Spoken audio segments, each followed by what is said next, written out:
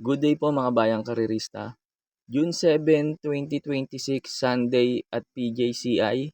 Start time at 2 p.m. Yung mga pa-shoutout nyo po nasa dulo po ngayon.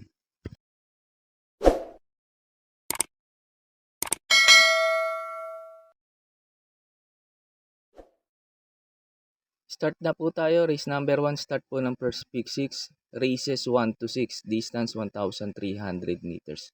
Sa araw po ng Sunday, bali 8 races po tayo. Kaya ang race number 1, start po ng first pick 6.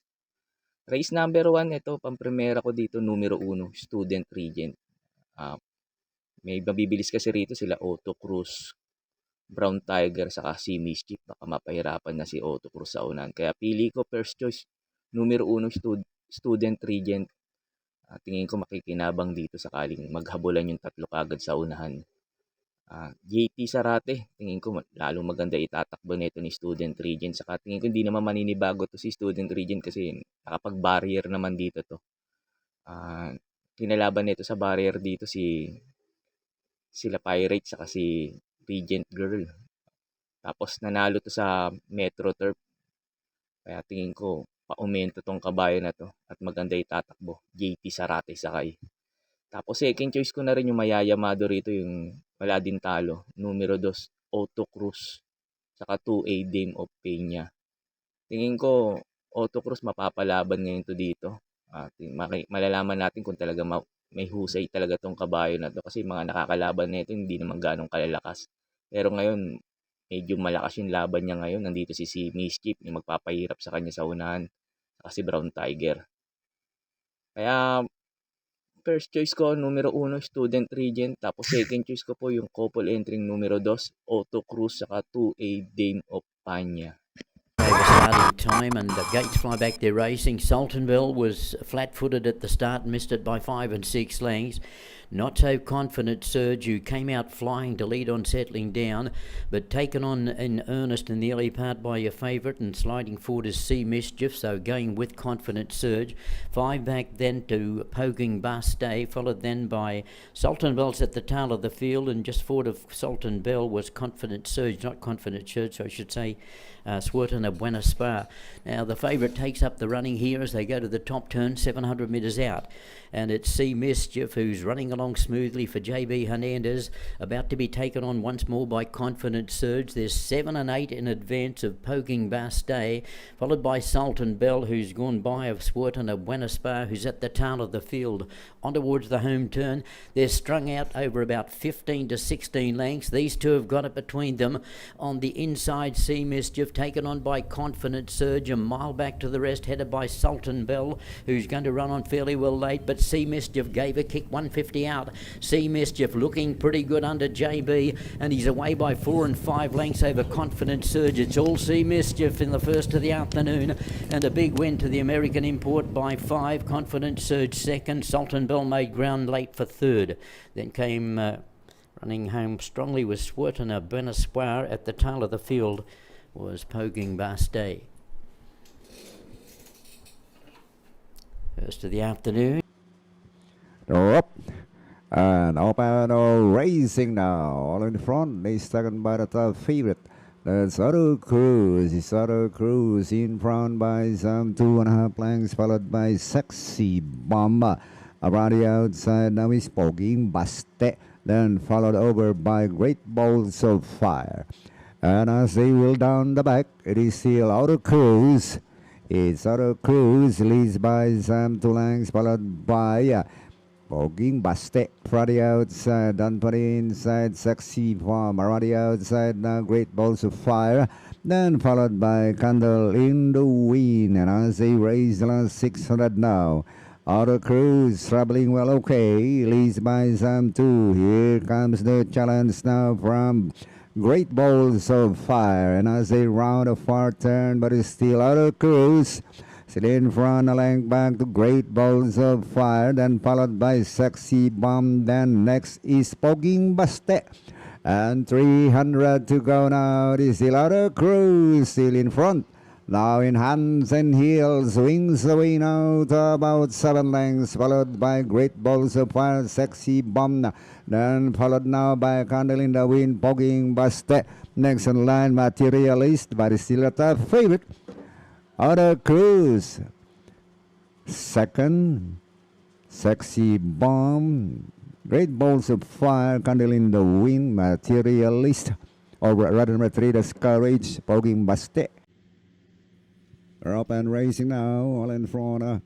Is second by rushing up. On the rail now is entry number 3 and it's Sexy Bomb.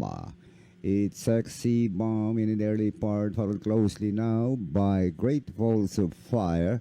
Then 2 lengths further back now is Freedom Day alongside Materialist. While at the favorite Student Regent is running on the tail of the field. Up way down they travel now, still Sexy Bomb, Liz Malang, followed by Great Balls of Fire. Freedom Day now by the outside third, a very close sport now, Materialist. Down from the inside now and moving forward at the favorite Student Regent.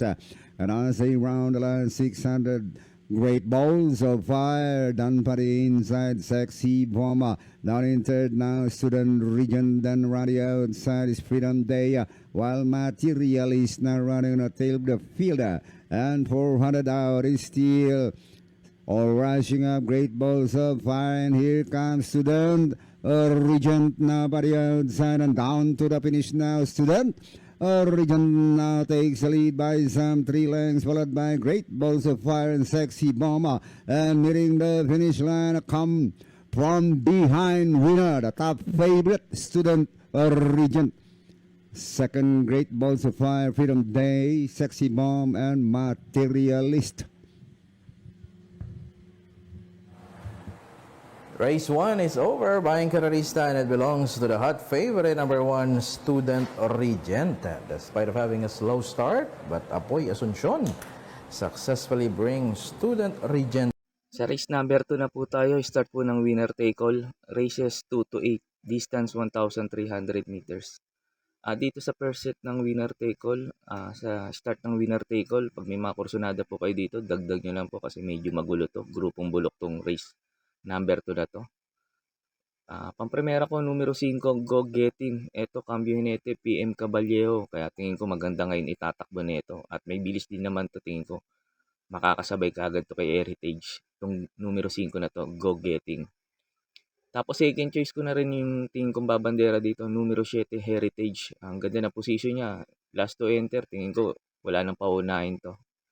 Tapos third choice ko, pandihado numero 6, Alpha Miss. Ito hanggang ng peso 49. Tingin ko malaki rin chance na ito manalo. Numero 6 na to, Alpha Miss. Kaya po sa race number 2, pampremera ko po numero 5, Go Getting. Tapos second choice ko numero 7, Heritage. Tapos third choice ko numero 6, Alpha Miss. Sa race number 3 na po tayo, start po ng second pick 6, races 3 to 8, distance 1,650 meters. Medyo mahaba itong race na to. Kaya pampremera ko dito, numero 7, Windfall. Ito si Windfall, last run kinulang lang to kasi galing sa mahabang bakasyon. Sumigunda to. Ngayon, Cambio Jinete, binalik na ulit kay MM Gonzales. Gamay ni MM Gonzales to, si Windfall. Kaya tingin ko malaki na chance na itong manalo, numero 7, Windfall. Nag-protection lang ako, numero 4, Street Swag. Baka kasi sakali mapahirapan ni Circle of Love sa ni Pills Amor sa unahan si Windfall. Ito tingin ko pwedeng makarimate, numero 4, Street Swag, sa Venas na Jinete pa to, si A. Reyes. Kaya po sa race number 3, pampremera ko po numero 7, Windfall. Tapos pang-protection ko numero 4, Street Swag. Sa race number 4 na po tayo, start po ng pick 5, races 4 to 8, distance 1,400 meters. Ito sa mga nagtitipid at kulang sa punan. Tingin ko pwedeng solohin to, numero 2 na to, Kangkaluking. Di sunod na kabayo. Tingin ko malaki chance na ito manalo pag naghabol ang Siling Labuyo sa Declaration of Peace Forever King. Tingin ko yan mabibilis eh.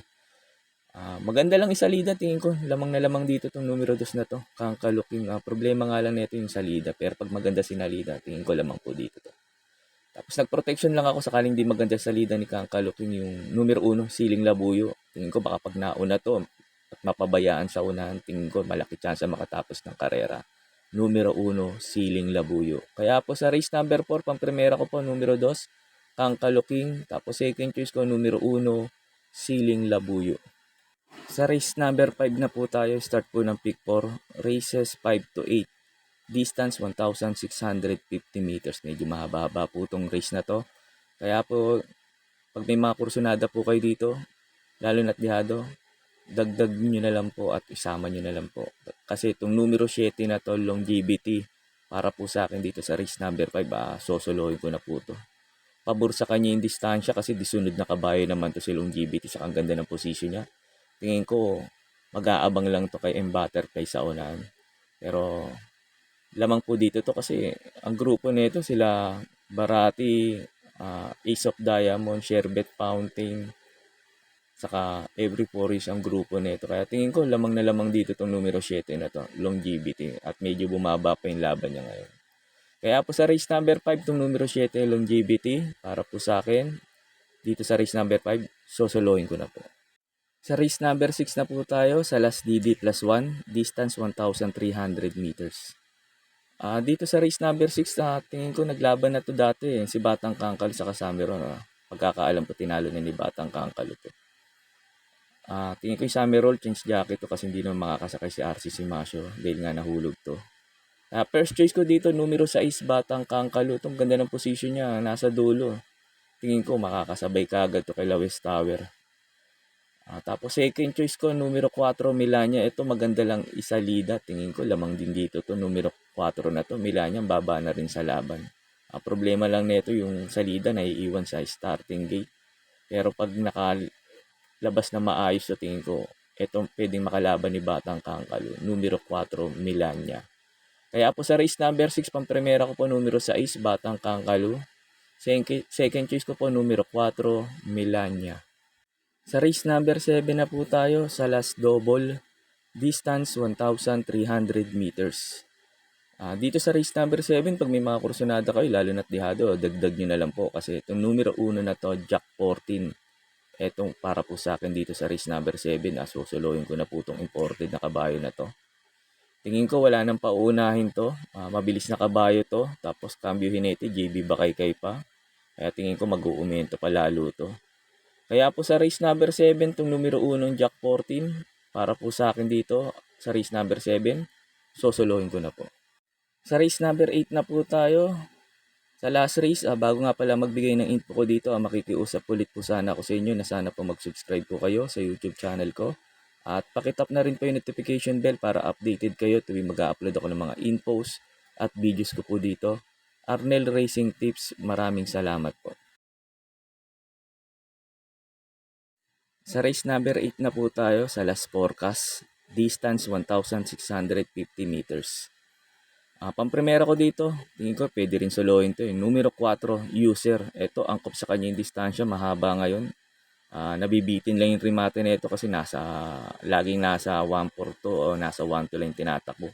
Laging bitin sa kanya yun. Ngayon, mahaba distansya, 1,650. Kaya tingin ko malaki chance makarimate dito to. Numero 4 na to, User. Tapos konti pa entry. At tingin ko mapupesto kagad ni JB Hernandez to. Tapos second choice ko, numero 7, Frugality. Ito baka mauna at mapabayaan sa unan. Tingin ko ito pwedeng umupset kay User. Numero 7, Frugality. Kaya po sa race number 8, pampremera ko po, numero 4, User. Tapos second choice ko, numero 7, Frugality. Yun lang po, and good luck and happy racing po mga bayang karirista. Pagkatapos nito yung mga pa-shoutout nyo po. May pa-shoutout po si Sir Rick Buwan na pinapa-shoutout niyo yung mga batang tondo, kasipagan sa lahat ng mga tatay. Happy Father's Day daw po. At Sir Rick Buwan, shoutout din po sa iyo at maraming salamat po. May pa-shoutout po si Sir Manuel Tandes na pinapa-shoutout niya lagi yung pinsan niyang si Boyet Flores at yung kumpare niyang si Robbie Santos ng Galas QC. Sir Boyet Flores at Sir Robbie Santos at Sir Manuel Tandes, shoutout po sa inyong tatlo at maraming salamat po. May pa-shoutout po si Sir Ramon Carpio, pinapa-shoutout niya lagi yung kumpare niyang si Tirso Espiel at si Danny Esperanza. Sir Tirso Espiel at Sir Danny Esperanza at Sir Ramon Carpio, shoutout po sa inyong tatlo at maraming salamat po. Shoutout po sa inyo Sir Vince Ong ng Bahrain. Shoutout po sa inyo Sir Vince Ong ng Bahrain at ingat po kayo lagi dyan at maraming salamat po. May pa-shoutout po si Madam Nanette Diaz. Pinapa-shoutout niya yung mga kaibigan niyang mga taga Laloma, Quezon City. Si Totoy Hubalde, si Totoy Sangad, at yung kumpare niyang si Boyet Aquino. Shoutout po sa inyo mga sir, at sa din Madam Nanette Diaz. Shoutout din po sa iyo at maraming salamat po. Shoutout po sa inyo, Sir Second Monsod ng Tondo. Sir Second Monsod ng Tondo, shoutout po sa iyo at maraming salamat po. May pa-shoutout po si Sir Nelson Bargayo Balistoy. Pinapa-shoutout niya yung 4 Matadores, sila Miguel Dulay, Okasyon, Kaloy Gonzaga, Fernando Miguel at Nelson Balistoy. Shoutout po sa inyo mga sir at maraming salamat po.